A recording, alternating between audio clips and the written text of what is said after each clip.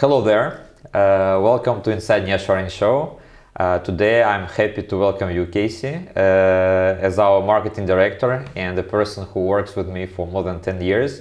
I'm happy to finally interview you to hear some of the insights, and today we'll be speaking about, let's say, less traditional staff augmentation model, which relates less to the technical roles and more to non-technical roles, such as maybe client support, maybe marketing, maybe recruitment, maybe something else. For 10 years in our company, you were in charge of a very diverse set of roles. So can you please introduce yourself so our listeners understand who they listen to? Okay. Hello, and thanks for having me today here. Well, I work at Mobilunity since 2010. I started as a freelance copywriter and actually worked in content, and in less than half a year moved to customer support and developed myself in that area. And for the next years I held different roles which included marketing and search engine optimization in particular, and also business development.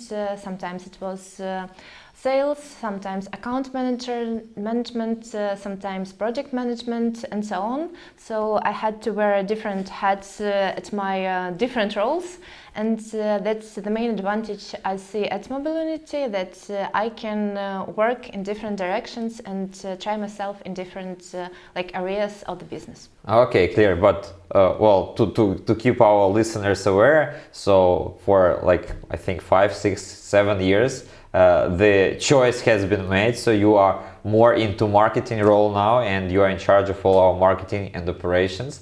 Okay, so what we speak today about is that the nearshoring overall is not only about the technology, it's also about the people. And I must admit, as a person who runs a number of activities on this matter, that speaking to clients or potential clients, the technical roles outsourcing, or let's say nearshoring, is understood by them, but speaking about non-technical roles makes them always quizzed, and no, they don't really understand how non-technical roles could be augmented to else destinations. Why do you think so? And what is your take on all this topic, let's say? Mm-hmm.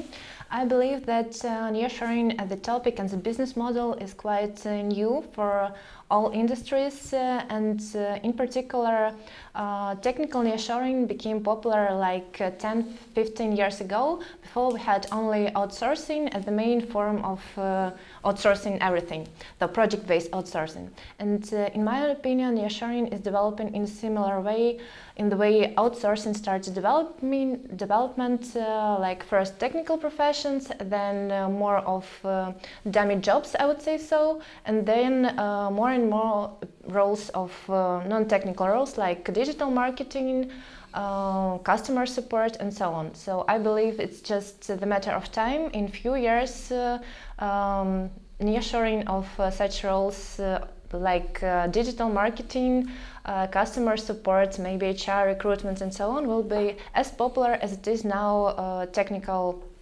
nearshoring. And of course the boom at the market for the distributed models and all the situation with the COVID made a great acceleration of all these changes in the global market. Okay, but even before we switch to the next topic, so my assumption is that technically, especially in European Union, it is quite a common thing that, well, during the COVID years, let's say the headquarters could be somewhere, let's say in Zurich or in Munich, while HR operations could be run from, I don't know, Krakow, and let's say the accounting staff could be sitting somewhere in Sofia.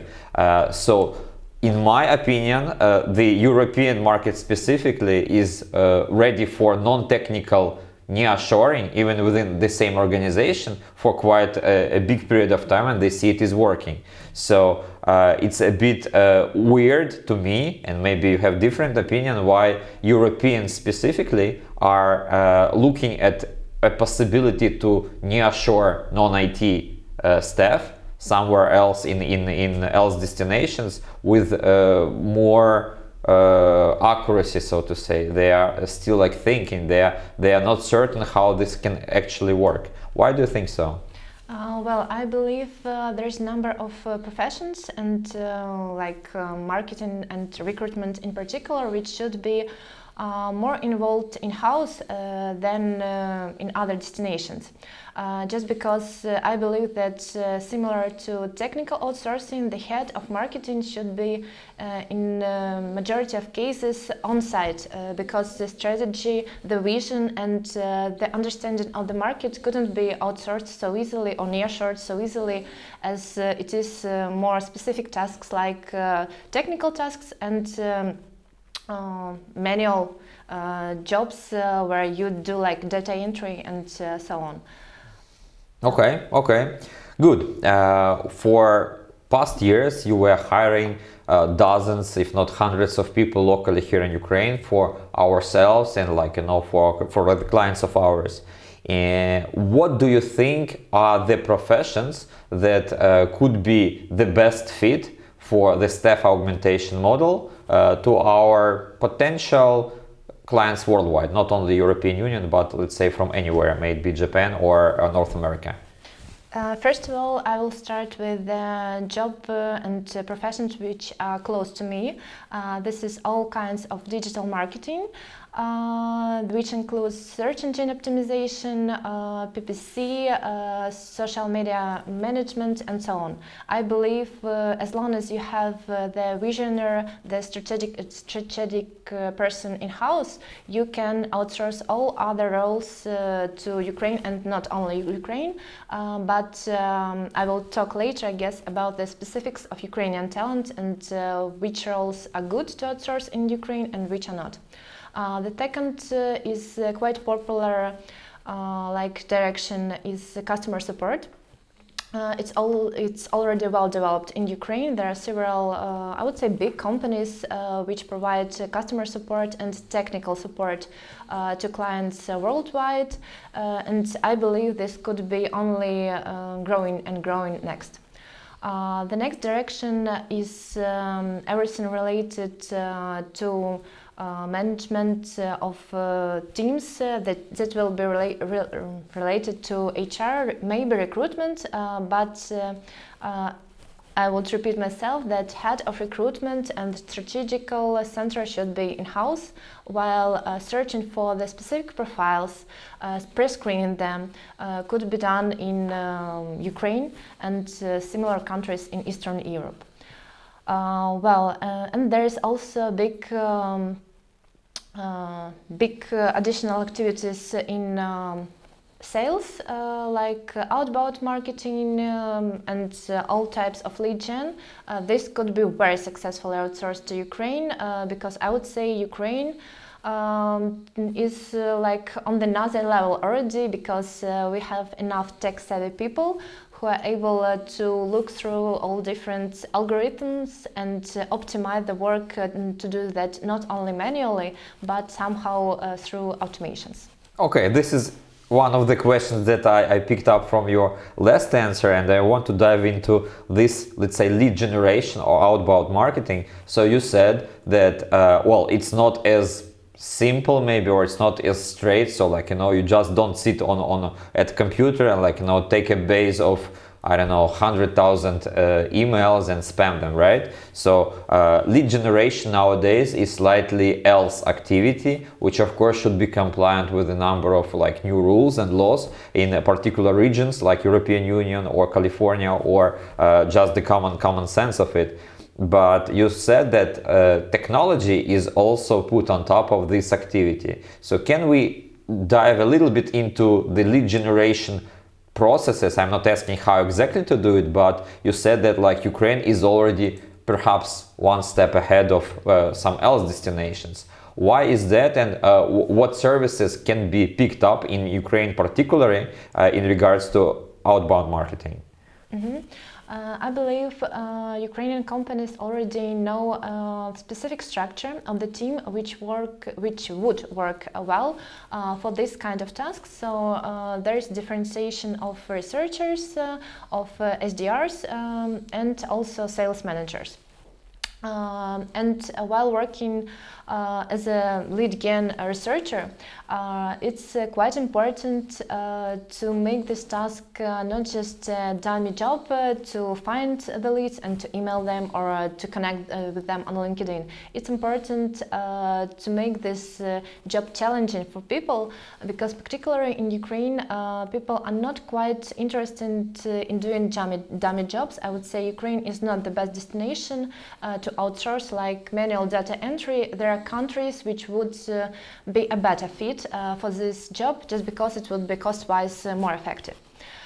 So to do this job quite challenging, there are already enough limitations from such tools as LinkedIn and also Gmail and so forth.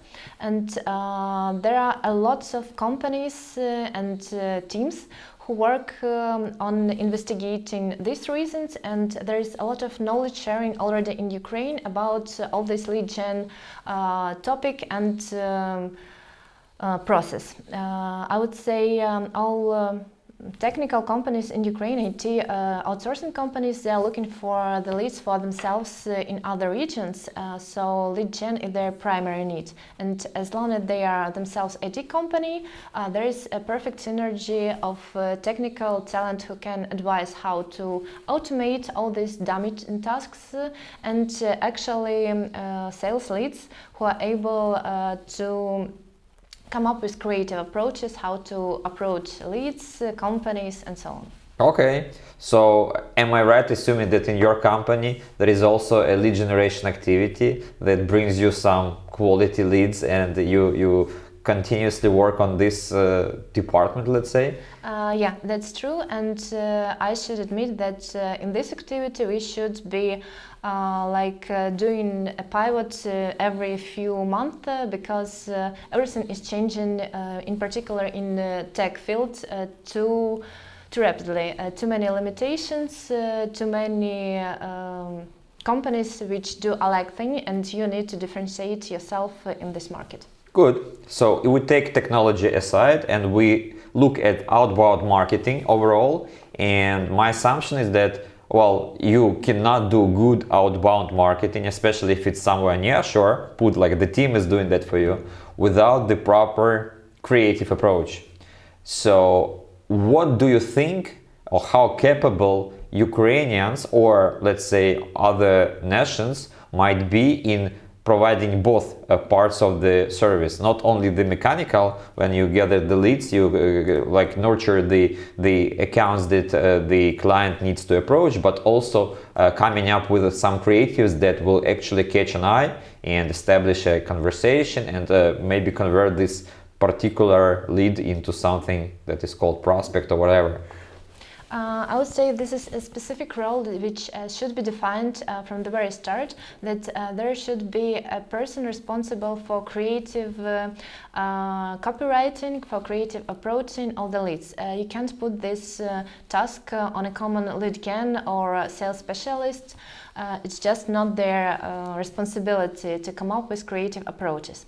But as long as there are many startups in Ukraine who are already very creative in the way they come up with ideas. There are a lot of creative people in Ukraine who are able to take on this task and be on top of copywriting, creative marketing, and so on. And I believe in our company we have enough cases to show how we did that for ourselves, how we approached, from what side, and how cost effective it was, because what we do, we always focus on the expenses and ROI of the project.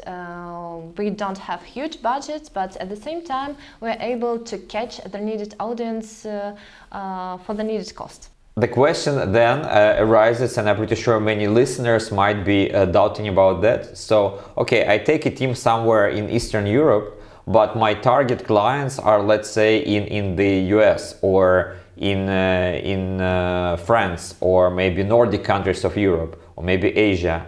How confident can I be about the team for outbound marketing that I placed somewhere near shore, that they not only do the mechanics, which is clear, it can be done from any part of the world, but also they can feel the pain points of my clients, potential clients. They can push these pain points through the pitch message, and they can come up with a creative that actually will convert this proper sales funnel for the outbound marketing team. How likely this may happen somewhere near shore and not at the headquarters of the client? We had the cases when we had to approach not similar to us nations like Japan in our own company, and I wouldn't say that it's easy to find the proper person who would stop that everything, and who would have that feeling of culture fit and understanding of the business culture in that another country. But it is possible as long as you have time and you are ready to invest in your team, which would be working not for a month but for a long time. It would be very possible to hire the person who had actual experience in working in that country, in that target country, the person who lived there for some while. At the same time, in Ukraine here we have lots of linguistic universities whose graduates travel around the world and live for several years, a month in other countries, and actually go in some kind of practice there. And they are able to give this expertise to lead gen or marketing and so on. But I shouldn't be too optimistic about this, it won't be, in my opinion, it won't be possible to build such a team which would be targeting like 7 or even 5 locations in a month or 2. It's something you should have time to invest, to pre-screen these candidates and to build this team step by step, not at once and in 1 month. Okay. That's a good point, but also I want to clarify. So, speaking of nearshoring for non-tech professions, how much time may a client need to invest into working with this team? Let's say some team that is placed in Romania, Poland, or Ukraine, or maybe it is something that really requires no huge time expenses, and the team is being set up by vendor, and then it goes very much smoothly from the day 1 or 2. The most important point in building any nearshoring team is treating this team as a part of your own company. So if you need a month or 2 to onboard a new person in your own in-house office, in whatever headquarters you have, at the same time, and maybe like 10% more, you would need to onboard the team in any other destination. It's critically important to onboard them to the product, to give them the feeling of your target audience, your corporate values, the way it all works at your site, and maybe even to organize a trip or come here to Ukraine to give the feeling of to these people that they are working in your company. They are not just providing a service for some period of time. Nearshoring is always about long-term cooperation and always about building lasting relationships from the very start. Okay, fair enough. Other question comes up, especially since we are in Europe, where lots of very nice but sometimes very small countries, they speak their own language. The question now is, I understand Ukraine is full of talent who speaks English, and it's not a challenge to find the person who is English fluent and can write, can speak, no worse than I do. But what about else languages? What can business from somewhere in Europe, or maybe not only Europe but else countries, expect in regards to Ukrainian talent pool in their ability to speak some else languages? What is your opinion and experience saying on that? Well, European languages which are popular worldwide, like Italian, French, German, Spanish, are same popular in our country. So in addition to English, usually people who study some language, they pick one of these languages, and it would be not as easy as to find English-speaking person, but easy enough to find a person who would be speaking German or Spanish or French. When it comes to more exotic languages like Japanese, Korean, and so on, there are people in Ukraine who would speak this language and would be fluent in it, but again, that would be another cost, and more time will be needed to onboard such people. But as long as you need a person who would speak any of the European languages, that would be pretty easy to find. Okay, and I recall myself, like, know what languages our staff was speaking for the all years of our operation. So it was like, starting from Middle East, Hebrew, Arabic, Farsi, Hindi, Chinese, Japanese, Korean. In Europe we had German, French, Italian, Spanish, Polish, Turkish. I think that's it. Anything I missed? I guess no. Okay, so you said that many people in Ukraine, they speak 2 foreign languages aside of Ukrainian and Russian. Do you speak some second language as well? Ja, ich spreche Deutsch ein bisschen, aber ich würde nicht dieses Interview auf Deutsch. Meine zweite Sprache ist Deutsch auch, so ich verstehe dich. Good, danke, thank you. It was a little conversation in German to those who do not really understand our perfect pronunciation. What advantages may our region of Eastern Europe have comparing to, let's say, other destinations for non-IT processes outsourcing? First of all, it's possible to organize around-the-clock coverage for all kinds of business operations, especially if the business is located in United States or Asia, like Japan, Korea, Singapore, and so on. We had cases when we had own customer support team who actually provided round-the-clock coverage of all the services. We had like 3 shifts per 8 hours, so it's very possible to build the same team here in Ukraine. The second, it's very close to European mentality. If you are looking for somebody, if you're located in Europe and you are looking for like assistance of customer support who would be speaking to your customers with a very alike mentality, Ukraine would be the perfect fit, and actually many Eastern European countries would be very suitable for this. I think there might be a need when a company somewhere based in, I don't know, Europe, they do not really want to come to a vendor to actually lease some of the brains, let's say, who will be actually doing the job, but they can see that our country or some else country might be a good base for a branch opening. So when they think whether it could be Bucharest in Romania, or maybe Warsaw in Poland, or maybe Ljubljana in Slovenia, they are not sure where exactly to go. And how can a company like yours be of an assistance to actually verify the market, and whether it will be possible then for the client to actually run their own operations in your country without getting your lifetime assistance, let's say, as a vendor?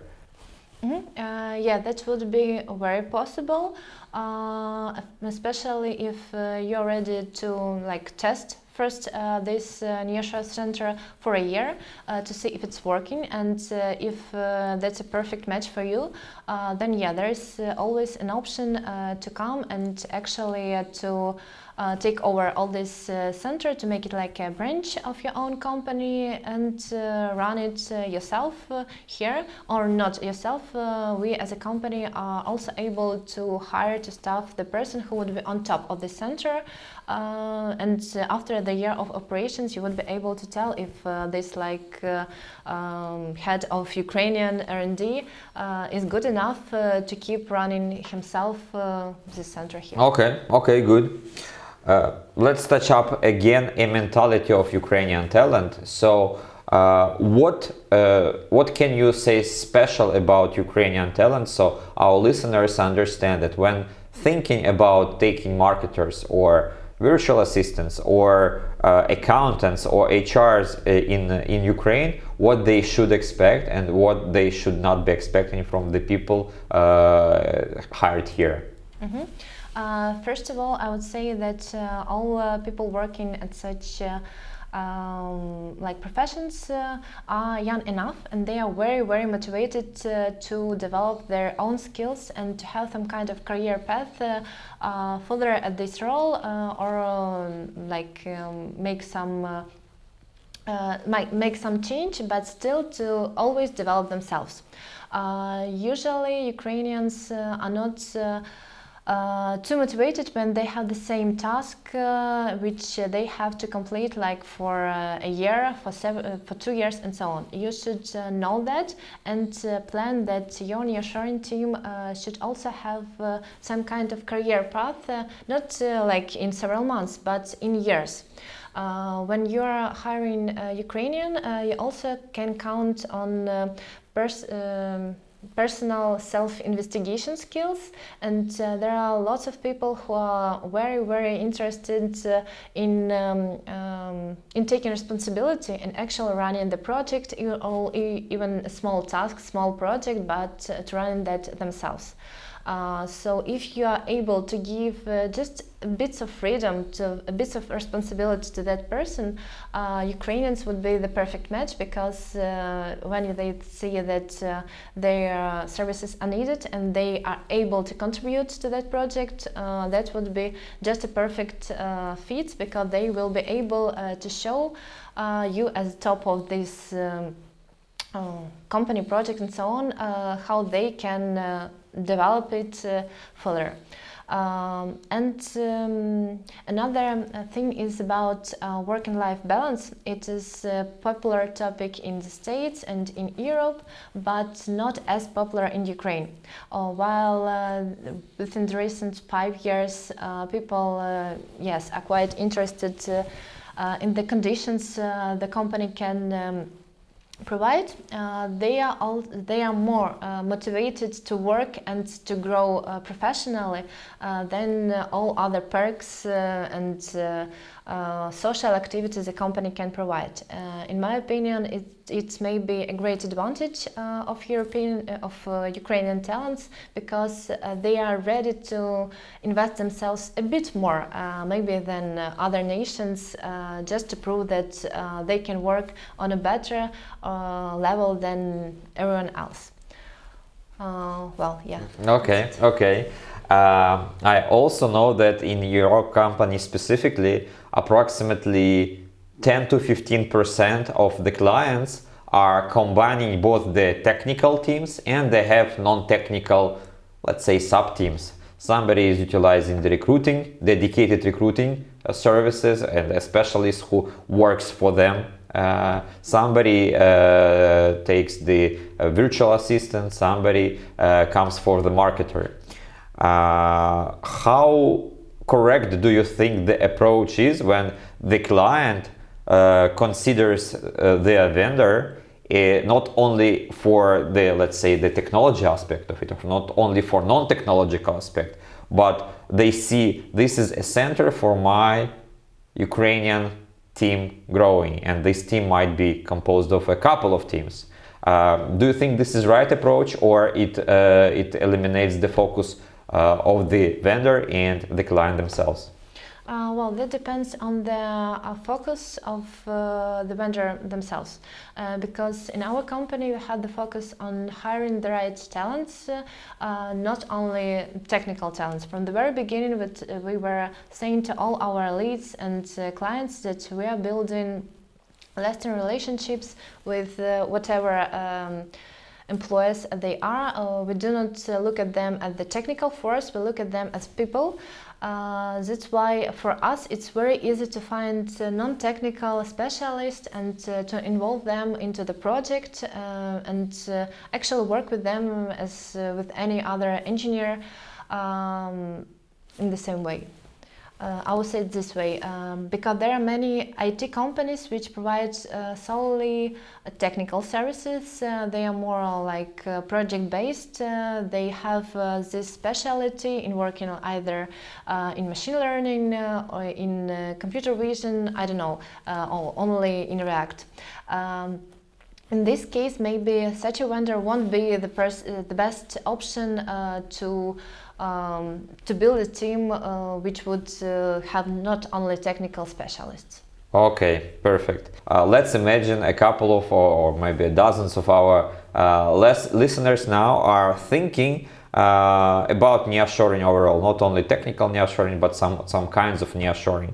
If you may please give an advice to such listeners about, like, what would you advise them while they are not yet certain about Ukrainian talent? Well, if you are not certain, then well, I guess you should give it a try and see what kind of candidates could be proposed to you and try to go for the interview with them. You are not supposed to hire anyone. It's absolutely free and requires no fees, just to check the candidates and see if there is a cultural fit between you and Ukrainian talent.